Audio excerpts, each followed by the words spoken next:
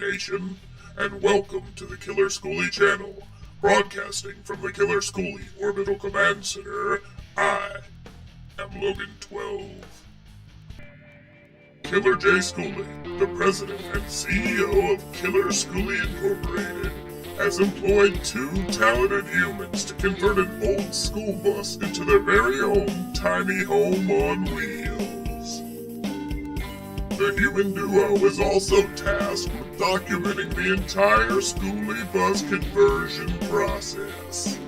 And as their work progresses, they transmit their build logs and digital footage to me here at the KSOCC. With the help of my trusty sidekick and the undocumented space fungus, that data is compiled into a show for you, the Skoolie Nation. See the human struggles and successes, learn from their experiences, and have some fun along the way.